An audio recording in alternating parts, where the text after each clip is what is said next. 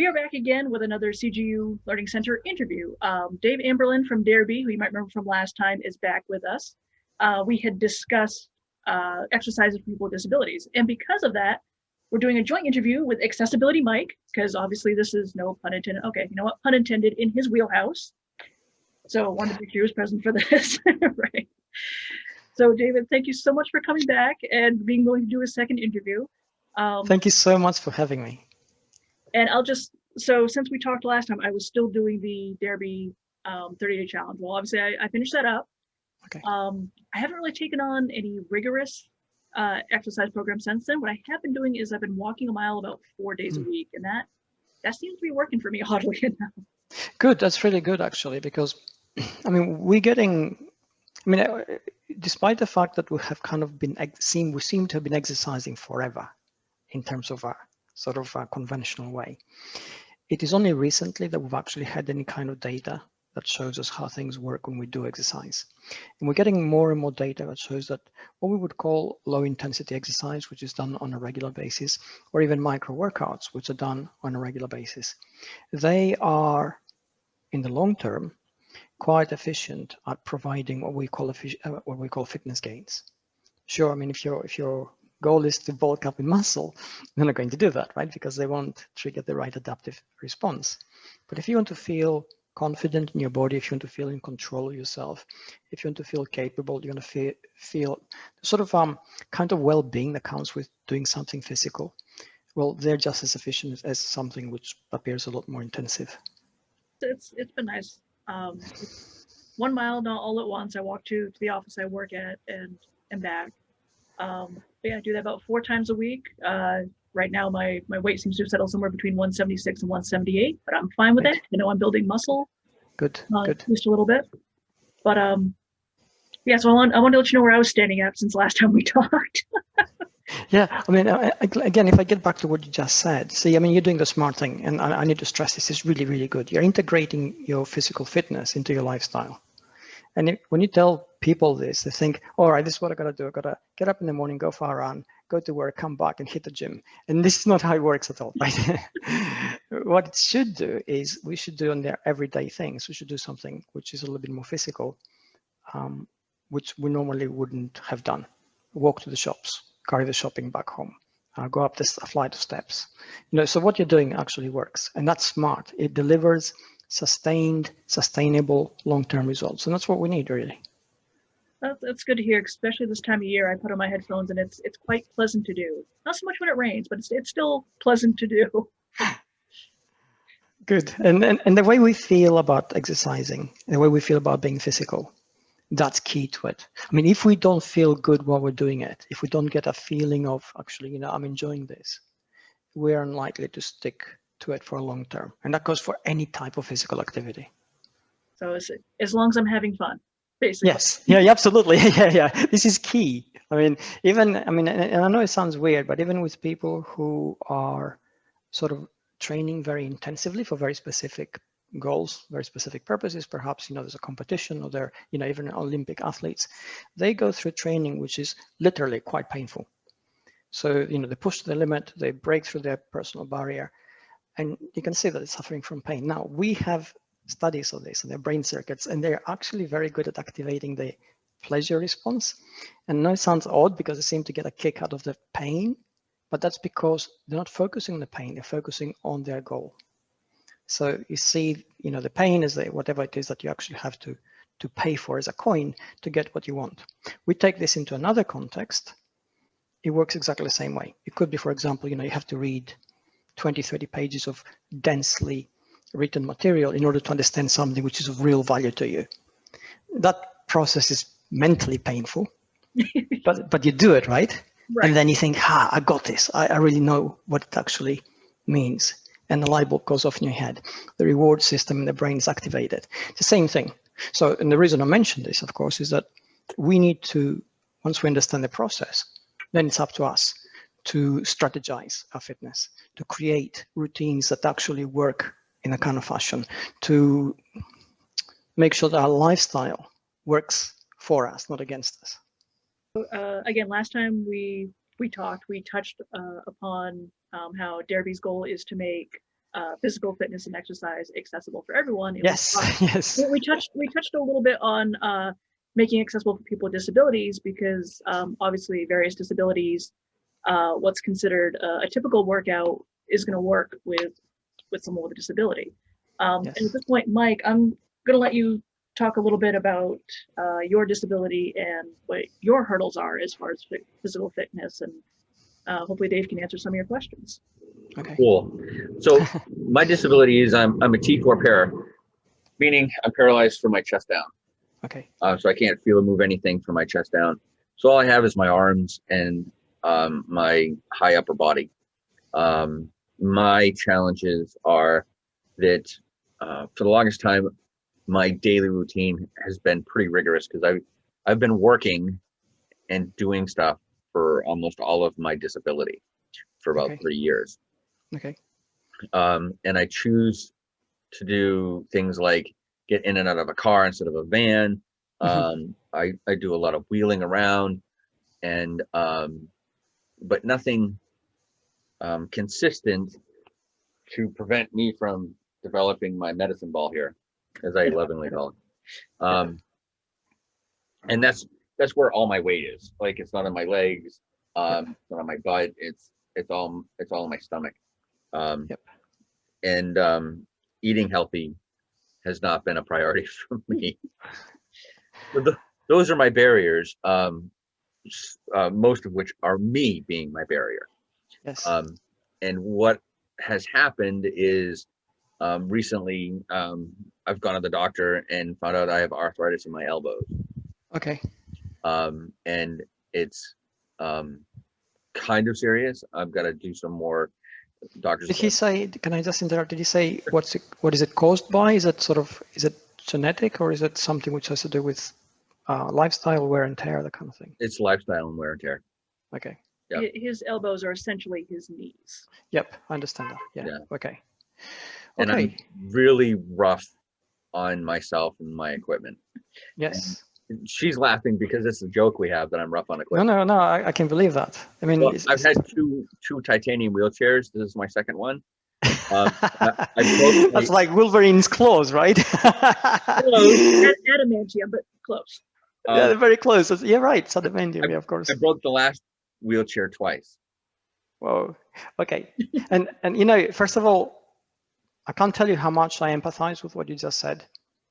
We use our body and our relation to food and our ability at a physical level usually as a means to punish ourselves. And we do that, you know, regardless of our physical ability. And when we are not in the same sort of situation, then we feel it even more. So what you're going through and managing that is amazing, right? Because you're actually, just to be able to manage it, internalize, articulate, and try to deal with it takes more energy than somebody who hasn't been in your situation. So, you know, I really admire that. This is what I'm going to say, and you need to try and sort of work it out for yourself at some level. Now, we all use our limitations as a stick to beat ourselves up with. I've seen people who are incredibly smart, and they go through a cycle where they're, for 2 or 3 months, they do incredible things in physical training, they diet, they train hard, etc. They get to their goal and they stop completely. 3 months later, they're like 20, 30 pounds overweight, they're sloppy and everything, and they go through the same thing again after a while. And you say, why? Why would you do that? I mean, this is crazy, right? Why would you put your body through that kind of stress, reach that level, abandon it, let yourself go, and then feel so bad, punish yourself literally, and go through strict diet, strict training again? Well, this is a cycle which takes a little bit of self-awareness to break out of, and then it takes strict coaching from yourself. You got to be your own best coach. So you need to basically divide yourself into, okay, you're the guy who goes to go through it, and then you need Mike, who's going to be the coach, and he's going to say, listen, this isn't working. We need to do something different. Perhaps, you know, I mean, you said you got a bad relationship with food, which we all have. So this is something that, you know, everybody empathizes. You've got to say, okay, why do I do that? Does it make me feel good? Is it my go-to thing when I feel, you know, have a bad day? Or do I just like the taste of, I don't know, whatever it is you like eating, right? Yes. And you say, okay, All Yes, those. on all those things, right? I mean, we all have a sort of sort of various degrees of those things in a mix. And you got to say, okay, if this is what it is, ideally, what should I do? You got to cut out sweets, have lean foods, and all this diet, which is not going to work, right? It's too much of a leap. So you got to say, okay, what do I have to do realistically? Maybe limit myself to eating sweets, for example, if that's your thing, on 3 days a week. On those 3 days, I can eat whatever I like. On the other 4 days, I will not touch the stuff. You're very physical, and you push yourself, and probably mentally, you are a lot harder on yourself than somebody else because you really feel the need to do that. And then you need to basically, and your elbows are paying the price, okay, for this. And this is like people who, for whatever reason, like my friend, okay, the one I mentioned, which I know, he goes through this binge cycle. When he goes through that 3-month period where he's really fit, then he slows down and he starts putting weight on, and his knees take a pounding. He's pushed them hard while he's getting fit, and now they're getting de-strengthened, and he's putting weight on, so the pressure on his knees is even harder. As a result, he's had already 1 cartilage operation on his left knee. This is unnecessary. This is self-inflicted for him, right? So you have to be smart. You got to say, okay, if my elbows are taking the brunt of this physical thing, which I'm going through, I needed to change the way I train my arms. And we know for a fact that doing the things which we do is not sufficient for the strength which we need in order to do them. Okay, runners, for example, just by running, don't get strong or better at running. Their endurance goes up, but their strength doesn't. So they got to do strength training. So and the reason for that is that if you do something over and over and over again, you think ideally I should get better at it, but no, better doesn't mean stronger. Better means more optimized. So your body becomes adept at using less energy to do it, but it doesn't necessarily make you stronger. To get stronger, you need to create discomfort to a certain degree, which kicks off the adaptive response, which makes you stronger. So you need to do upper body exercises which strengthen your arms, your shoulders, your triceps, which you use, your biceps to some extent, and obviously by association, the joint, which is the elbow joint. If you do that, you'll find that perhaps the arthritis on your elbows will begin to sort of subside because the body will fix itself, because the pressure won't be as much on the cartilage, which means you won't have inflammation, which means that you have greater range of movement, a lot less pain or zero pain. And it has to be a gradual process because you didn't get to that stage overnight. So you're not going to come out of it overnight, right? So you got to be smart about it. So you can't say, okay, I'm going to pick up 20-pound weights tomorrow and start lifting. You can't do that. You got to start gradually. Mm-hmm. And you got to think, okay, if that's a movement which I use my arms in, which are the muscles which I activate? And like I said, shoulder muscles, lats, triceps, you need to perhaps strengthen your wrists because it's a good thing to do. Mm-hmm. So you need to work on that. And then you need to work on your breathing. And that's hard for people who walk about on a day-to-day basis. You're sitting down, so that's harder for you because of the diaphragm and the pressure on it. If you work on your breathing and improve on that, this is what's going to happen. Your metabolic rate naturally goes up. Your day-to-day calorie burn is going to go up. So you'll find yourself burning more calories on your daily things without any kind of exercise. And that will make it better for you to manage your weight. Your circulation will improve. The ability of your brain and the neural centers to get oxygenated better will improve, which means your well-being will start going up. So these are the things which we know when we treat our bodies as a machine almost. So if we do that, you say, okay, these are the smart things. Then there's the difficult things, which is treating our body as an emotional being, which we are all the time. And there you have to find, okay, what are my triggers? Why do I fail sometimes, which we all do? I have black days when I think everything I do doesn't matter, or whatever I know is immaterial and I don't count. And it crushes me, right? And I got to tell myself, okay, I'm tired. I'm physically tired. I've had a long day. I've been talking to people all day. I feel drained, which is why I feel like that. Now I know. In the past, it used to destroy me. So now when I feel like that, I know what I need to do. I need to just disconnect from the internet, go and read a book, go and get some sleep, and then I sort of rejuvenate and I'm okay. So you got to think, okay, what is it that crushes me? What is it that makes me go into my dark moods where I'm harsh on myself, harsh on the people around me, and I make bad choices? And if you do that, you'll find that you manage some of the troughs in your psychological makeup better. And that gives you the power to control yourself more. It's interesting because from your position, you need to know how the body works. and the relationship between the body and the mind, and how Yeah. the mind works, so you can help and support people to do things in a way that benefits them, not just physically but psychologically. Yeah, yeah. I mean, we know now that, you know, the traditional divide between mind and body is entirely artificial. Essentially, there's no mind without body, and vice versa. Right.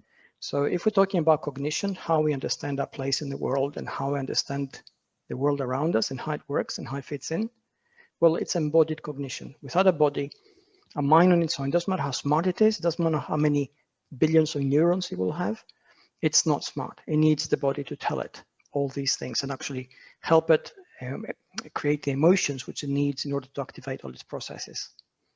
At the same time, a body without a mind is just a mindless machine. Literally, it's going to make wrong decisions, going to go wrong because it'll be driven by very basic fundamental needs and drives. So we need to embrace this complex. We understand it's one. The moment we do, of course, we know that it's also very fallible.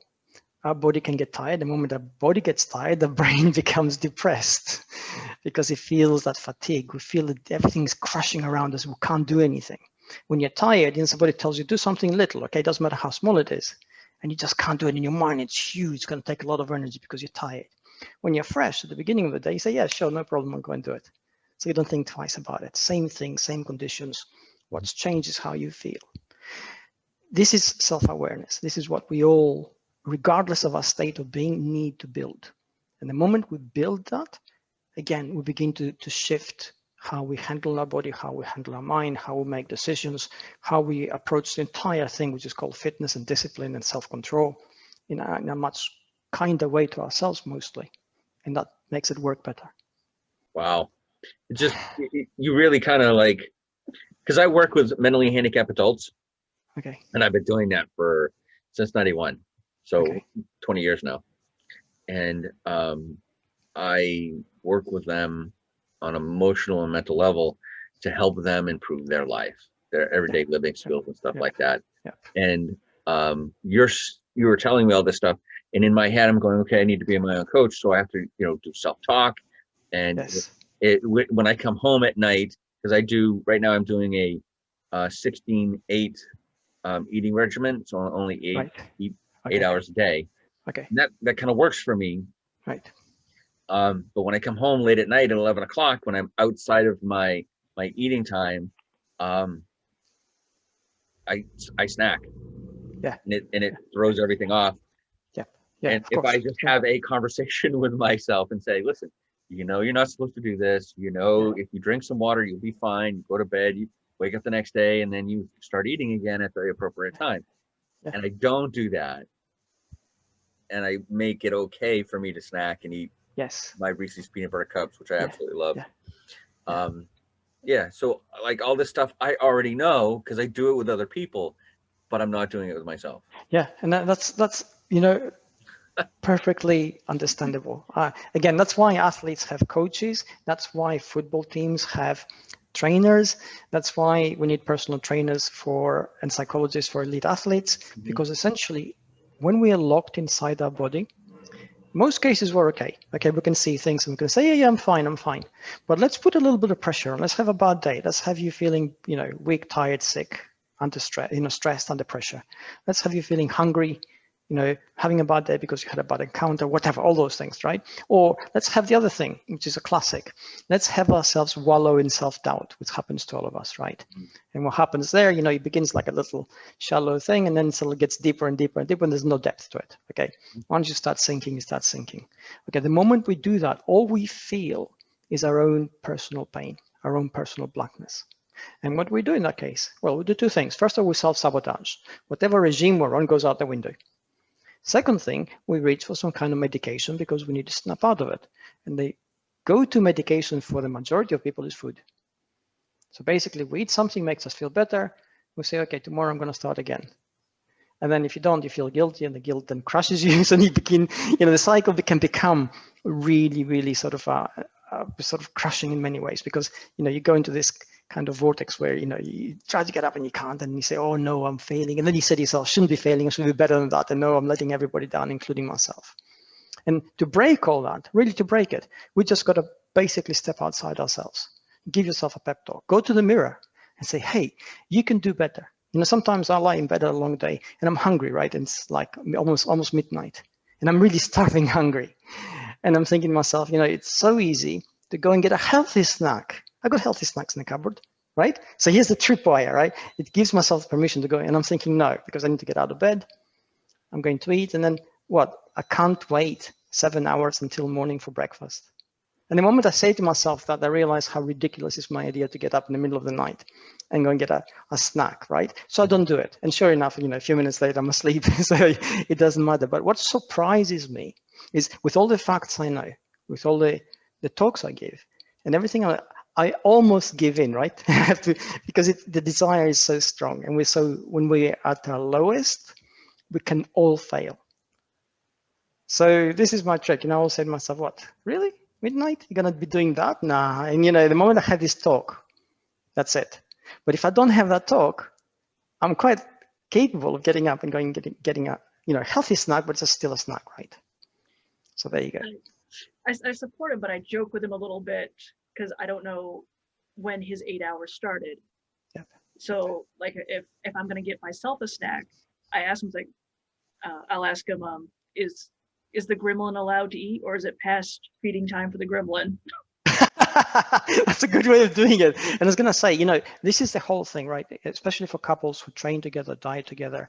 You know, it is so difficult sometimes to be supportive because it can also sound like you're criticizing. Another triggers kick in, right?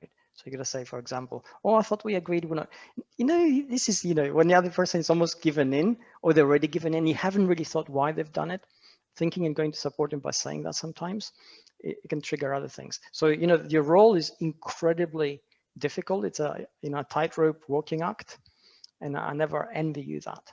And here's what you need to do. Okay. And again, couples who train together or diet together, or, you know, try to have a sort of a lifestyle that supports each other, you need to create a framework that is common to both of you. You need to actually agree. Really literally sit down and agree. Say, okay, look, if I decide to have a snack at midnight, for instance, how is it acceptable for you to stop me? Well, how would we do it? So you can stop me and I won't think that you're super criticizing me and go into a darker mood or whatever. Kind of had a conversation the other day around sweets. Okay. So just to kind of explain, so from my background, I was raised out in the country of Maine, mostly by my grandmother, who, you know, her way of showing affection is, here, let me feed you. Food. Yeah, yes, that's the old way. Right. It makes sense. In the past, food was scarce. It makes total sense, right? It's wrong values now. So yeah. Right. So I mean, that's kind of my upbringing, and that, you know, we have guests or whatnot. It's like, oh, let me scrounge up something, you know, because that's stuff I learned from my grandmother, and I carried over. And, you know, admittedly for me too, it's like if I'm having a bad day, it's like I want that comfort food. I want that snack that makes me feel good, tastes good. Yeah. So not to cut you off, but I wanted to kind of explain that background a little bit. Absolutely. Yeah, so she goes out to do, you know, small shopping here or there, and she comes back and she goes, I got something for you. And I'm like, oh. And I've got a grin on my face, and she pulls out this 6-pack of cheese danishes. Oh no. That's like kryptonite, right? Yes, because I love cheese danishes. Yes. And I'm like, okay. And I said, listen, I'm not mad. I'm not upset with you. I said, but I'm trying to get rid of all the sweets in the house that are connected to me. And there's some that I have no idea how to do that because someone gave me a whole bag of really weird candy for my birthday. And I'm like, who can I pawn this off on? And I'm like, you got to stop buying me treats. You just got to stop. See, and you know, again, I totally sympathize with this now because you see how difficult it is, right? Yeah. Good intentions. Right. You know, between, you know, couples, right? What is it? Usually a gift of food, usually chocolates or some wine or a combination of the two. It's a gift of affection. And if you reject it, it doesn't matter the reason. The other person only hears and sees and feels the rejection.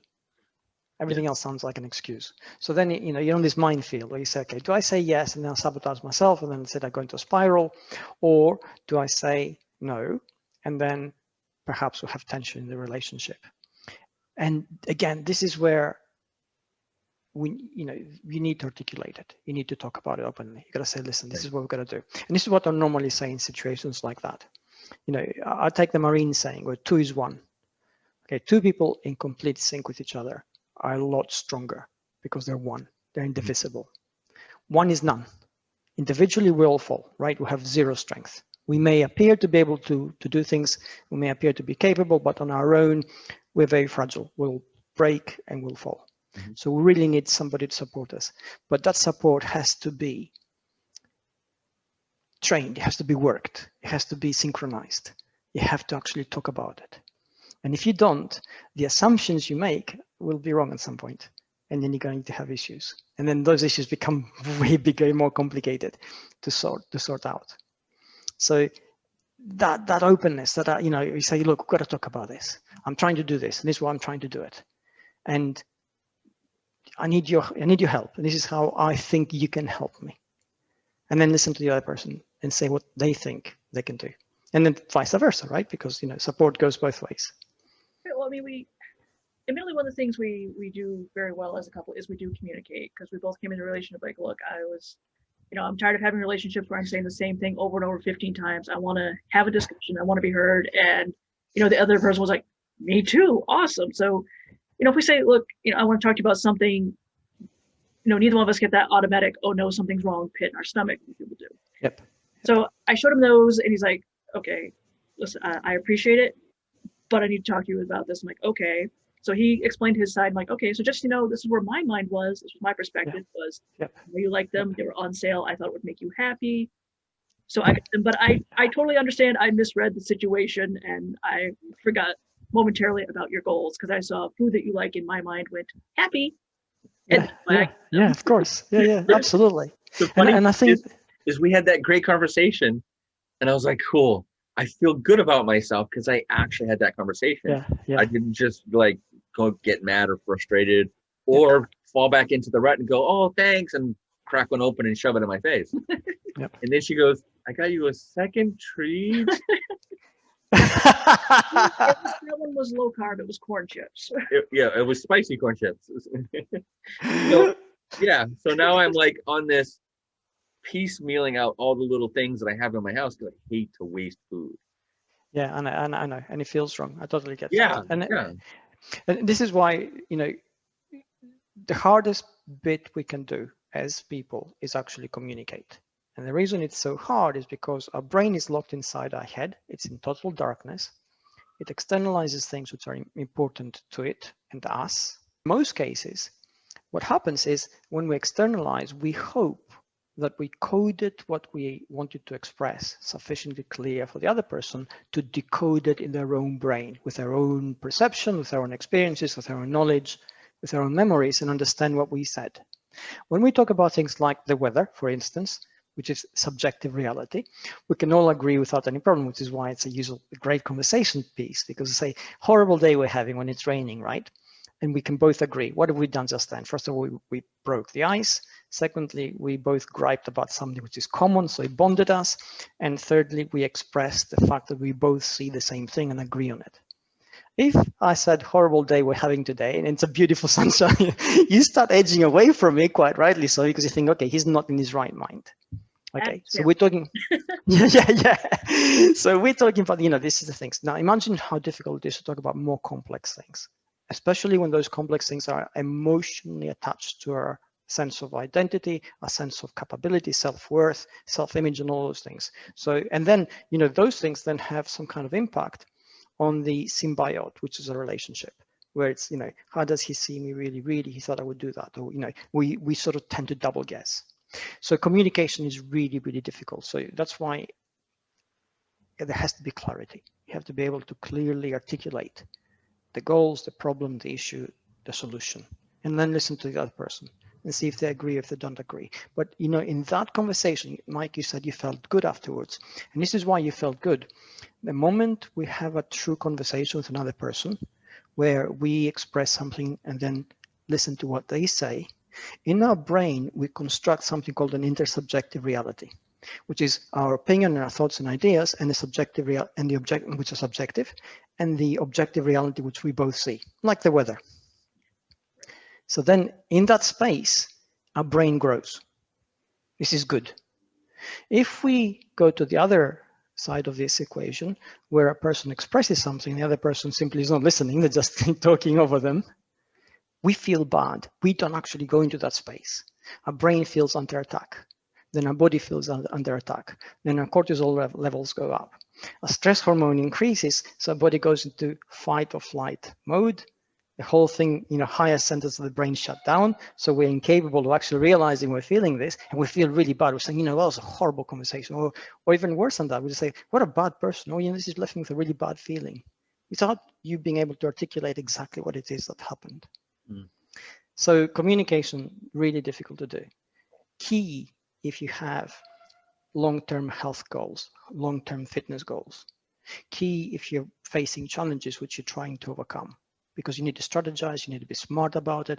Being smart means removing all the obstacles, making your road to fitness as easy as possible. So it has to be a straight path, no ups and downs. But that takes planning. You got to say, okay, and this is not discipline, you don't have to be like a little soldier. You got to say, okay, what are the obstacles? If I self-sabotage myself because this happens, I've got to remove that or move around it.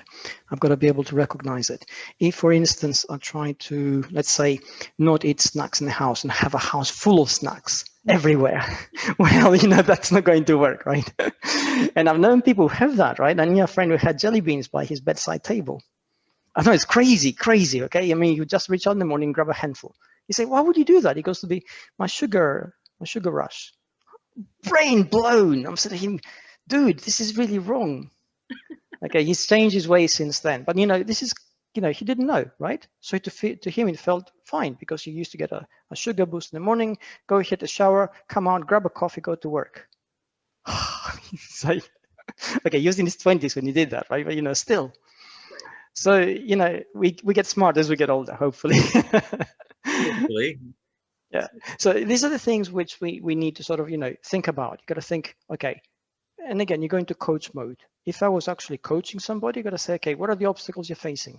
And what does the coach do? He tries to remove those obstacles. And if he does that, then the person they're coaching blooms, right? And that's really the whole thing about coaching.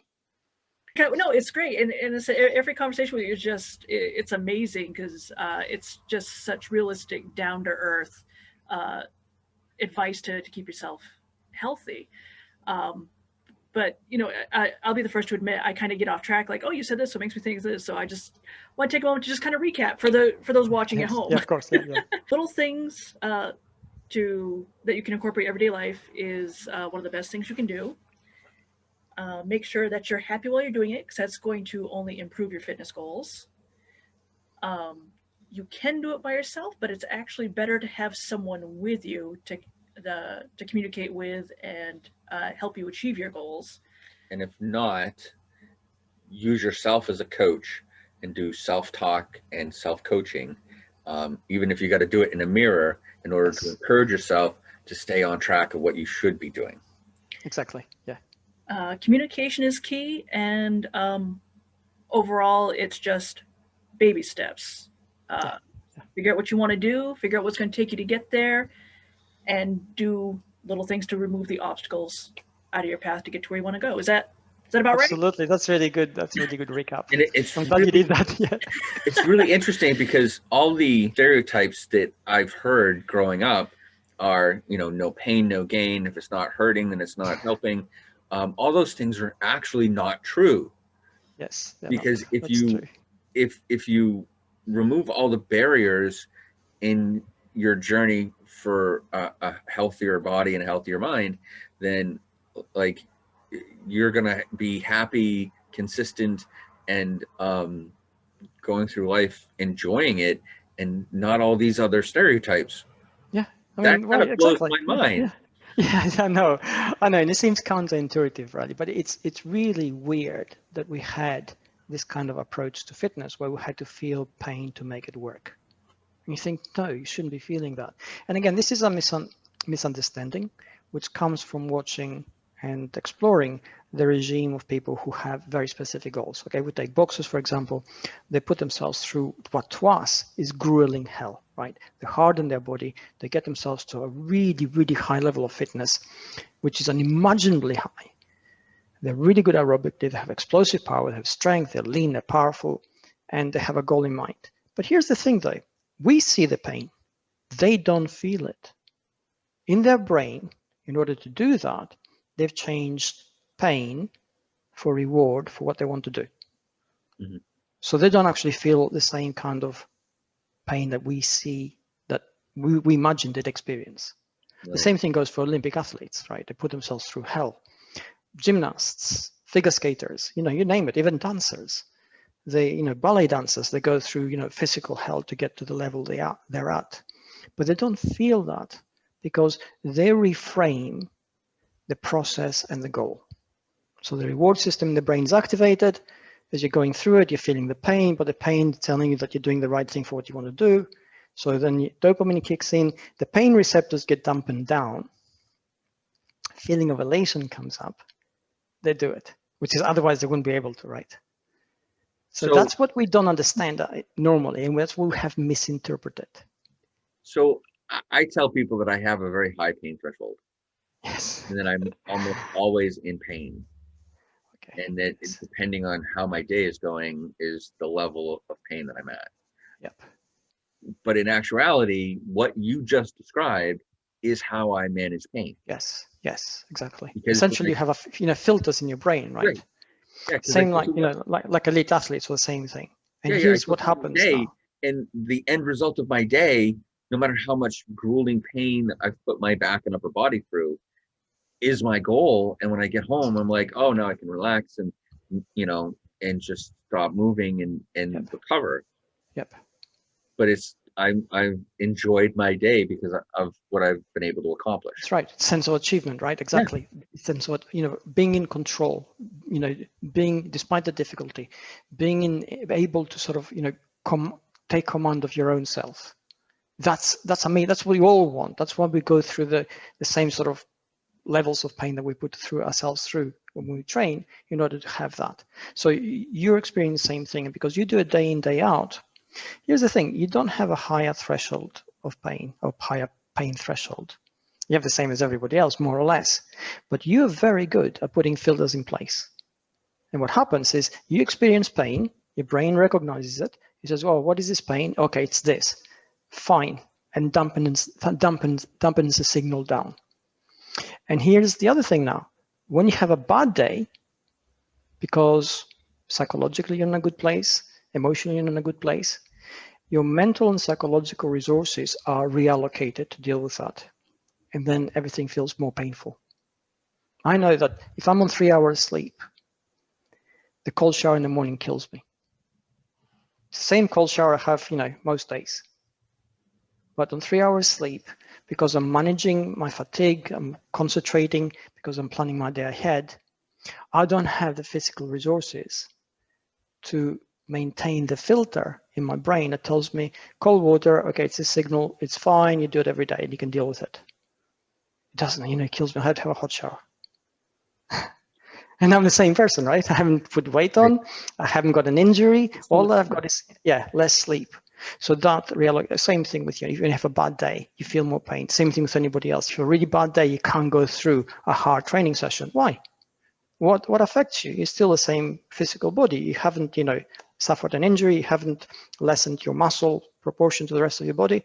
Why can't you do a training session? Well, because you're feeling bad, which means the filters in your head, which would normally filter out the pain that you're putting yourself through in order to enjoy it and enjoy the process and go to your goal, are not in place. So you really feel the pain and then you can't do it.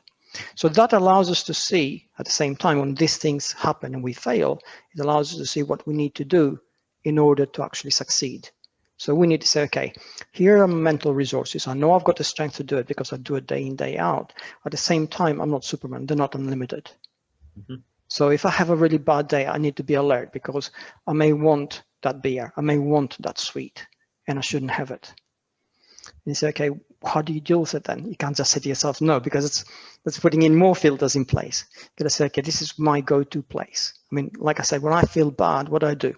I go offline and I just become unproductive. I go and watch a film, play a game, read a book, do something which would normally feel to me that I'm wasting time.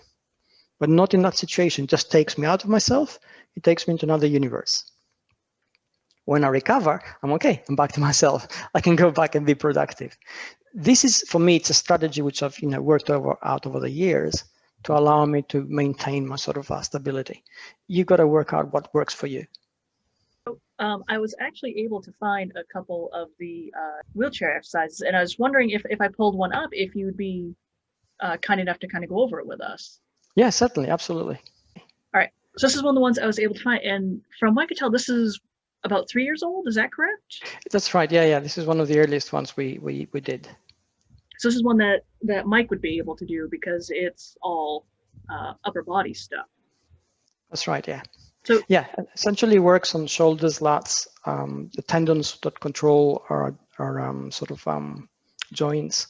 Works on neck strength, neck flexibility, and obviously works a little bit on the breathing because this is going to activate it.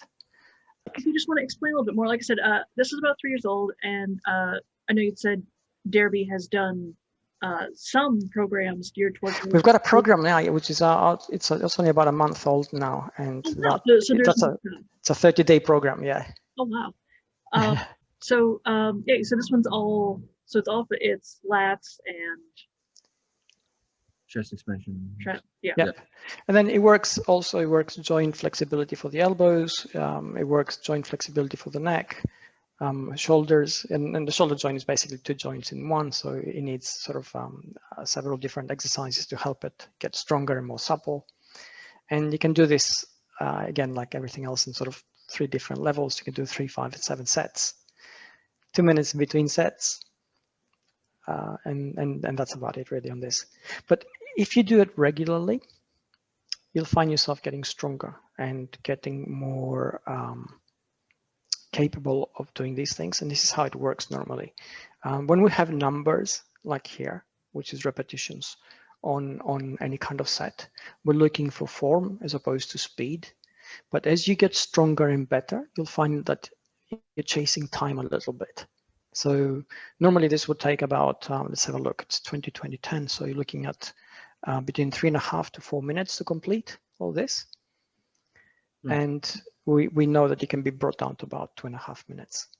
So you're doing a lot faster, yeah. So but that takes, in order for you to pick up the speed without breaking the form, you need to build up joint strength. You need to build up muscle strength on the upper body. You need to have also the neural circuits in your brain which control the fluidity of movements. So there's a lot of factors to what we would call performance status in each exercise, and they come together over time. That we just looked at looked really cool.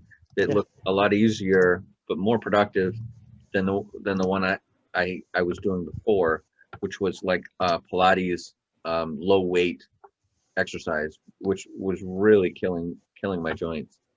Yeah, I mean, this will actually help you in many different things. It will help with a little bit with joint flexibility on the elbows because it has rotational movements, which we recommend for that kind of thing. It helps with the neck base and strength there because your neck is taking a pounding every day. So it's things like that. Arms of steel here. Yep. Wow. Chair edition, very nice. Yes. Yes, it took us forever to actually put it together because it normally takes between 3 and 6 months to bring out a program, and this has taken a full year. So because we haven't got as many volunteers, so we need to be careful and in the feedback we get and how we incorporate it, etc. It's perfect for beginners because we incorporate exercises and the level of difficulty of each one in terms of sort of the range of movement and how complex it's going to be. It's fairly straightforward. It's over 30 days. There is a progression like everything else. Right. There's again 3 levels. Again, after you perfect form, you can go back and fight time if you want and make it, a little bit better for you, a little bit faster. Like everything else which we do at that level, it does have an aerobic and a cardiovascular component to it. This is inevitable. And this is good because they're not overt. You're not going to be massively out of breath, but you will need to work your lungs. The moment your lungs start working, your body temperature goes up, and then your cardiovascular system kicks in. So this affects the entire well-being sort of situation. And, Mike mentioned earlier, the classic thing about wheelchair users is that, they tend to put on weight because they're not as active, which is totally understandable. Well, you get your cardiovascular system going, your aerobic system going, then your base metabolic rate begins to go up a little bit, then it makes the whole thing of losing weight and maintaining it a lot easier. Mm. So this is just the preview, and it gives us the first 8 days of Yes. You were doing a arms online plotting video for a little while. Yes, Yeah. I was. It was like around 10 minutes, and it was low weights. I had 2-pound weights, and I was doing a series of exercises, and then I'd take a break, and a series of exercises, and I'd take a break. And by the end, my arms were literally dead. Yes, and I know you mentioned 2-pound weight, and it sounds really, really light. I've got to stress here for the viewers that it isn't if you're in a wheelchair. Okay, if you're standing up and you're using your core, then a lot of the pressure which goes in the arms is supported by the body, and lifting 2 pounds feels like nothing. You sit down and try to do that, and it becomes immensely harder. So, kudos to you that you're actually doing it, and totally understandable why you have problems with your elbows, because if you keep on doing that day in, day out, your elbows try to adapt, so they get inflamed. The inflammation response is part of their healing process, and also they're trying to get stronger in the tendons, which is not easy. But because you're doing it regularly, and also you're doing all the other stuff regularly, and using your arms primarily to get about, then you don't get enough of a break, and they don't get the chance to get strong the way they should. So that's why you're having the issues which you experience. So I understand that. So really, that way, it kind of makes sense. And now I feel bad for just adding more problems to my elbows than I needed to do. Well, it's perfectly understandable that you did that. I know athletes Just from a glance here, Mike, is this a 30-day challenge? You might. Geez, I knew you were going to do that. I'm not putting on the spot to commit to it. I'm just asking if it looks like something that at some point you might be willing to try out for yourself. No, I definitely. I'm part of a men's organization, and we make commitments all the time, and we take our commitments very seriously. And I have a doctor's appointment next Thursday, and after that, I really want to try this out. I'm like very intrigued, and I also want to volunteer to be a tester to help you out. That'll be brilliant. Thank you so much. I will follow up on that. I'll need your email address and basically a few stats from you, and I'll put you on our list. Thank you. Yeah, no, thank you, because the work you do is really important, and it's because I have a lot of friends with a lot of different disabilities, from being in a wheelchair to CP to cognitive and mentally ill issues, and this is a huge problem, because going to the gym might be helpful, but it's like if you have any kind of self-esteem issues or any kind of body dysmorphic issues, it's like being on stage in front of a group of people who you feel judged all the time. I know. And even if this isn't the case, it doesn't help because you feel that. Yep. And in I cases, understand that. You actually do get judged when you go in there because people are just not nice and they're not helpful. And that's their own insecurities they're projecting. I know that, that, but when you get ridiculed, it's kind of hard to convince somebody of that in the moment. Yeah, I know. As human beings, sometimes we can appear to be really horrible. We don't really mean to. We project this hard shell of insecurities by being judgmental and looking for self-validation in our own kind of situation by projecting something which if we thought about it for a minute, we wouldn't do. Okay, so it is what it is. But yeah, I mean, this is the approach to Darebee that we sort of take very seriously. We try not only to be inclusive and accepting, but also to actually make as universal as possible the fact that we're all people.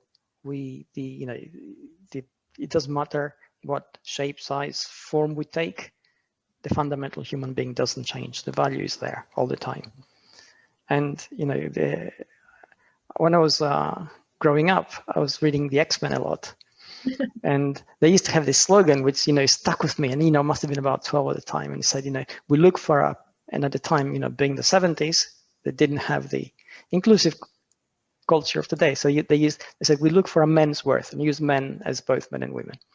We look for a man's worth, not the accident of their condition. And I thought, this is amazing. It sort of stuck with me, right? All those decades through my life. And I've always sort of tried to, in my professional life, to sort of live that. But that's so true, because, we're all so different. And, the differences are only infinitesimal. You're looking at small percentage points, and fundamentally we're the same. And we just fail to see that because we get stuck on the differences. We get stuck on the, gender and hair color and skin color and physical condition, whatever. Because, that becomes the sort of the point where our own insecurities stop at. If we brush aside our insecurities, what do we get? We get people talking to people. I think it becomes amazing. Yep.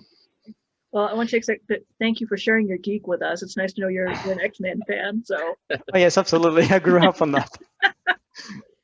So, all right. Well, I think we're probably gonna wrap. But thank you so much for talking with us again. It's amazing that Darebee is looking and putting more effort into doing more all-inclusive workouts. Not that it wasn't inclusive before, but geared towards people with disabilities. Yeah. We certainly feel our responsibility on this, and it's for us. It's something which we're constantly looking at, expanding, adapting, evolving. So hopefully we're doing as much good as we hope we are. Just to help you out and to give you an idea of how ahead of the game you're being, is that here in Maine, around 11% or more of the population is disabled. Nationwide, oh, wow. it's upwards to 20%. Whoa. So, right, exactly. Yeah. You're actually getting into a part of the population that really needs this, and that they have a disposable income that they're willing to pay on this to improve their life and to lengthen their life, and to get it to the point where they don't have to rely on medication and doctors as much, because this will affect them positively throughout the rest of their life. Exactly. Yeah. And we really hope numbers are only going to go up. Yeah. We really hope that that's a difference we're actually making, and we're going to bring out a lot more stuff like this. There's a lot of stuff in the pipeline. It's just taking us some time to test. As we've discussed before, people feel that everyday exercise and physical fitness is a little out of their reach. It's more so if you have a disability. So this is just helping people out and bringing exercise down to a realistic, down-to-earth level that most people, I don't think, feel is attainable. Yeah, that's right. Yeah, you're absolutely right. Yeah, and I'm just sort of feeling the weight of our responsibilities. I'm thinking about this because being a non-profit organization, we're great at doing some things, but our general organizational skills are kind of like this sometimes. They go up and down. Once again, thank you so much for taking the time. It's always a pleasure to talk to you. Likewise, it's been brilliant, Mike. So good to meet you, and I'll follow up afterwards. So good to meet you, and I'll be looking forward to it. Okay, thank you both. So. Again, thanks, David and Darebee, for talking to us. It's nice to know that their exercise programs are expanding and becoming even more inclusive, which that's awesome. Thanks to Accessibility Mike for joining me, and also covering points that I may not have thought of, because it's always nice to have a person with a disability to actually speak for themselves. I don't like to speak for people. And that's it for this CGU's Learning Center interview. So thank you, and we'll catch you again soon.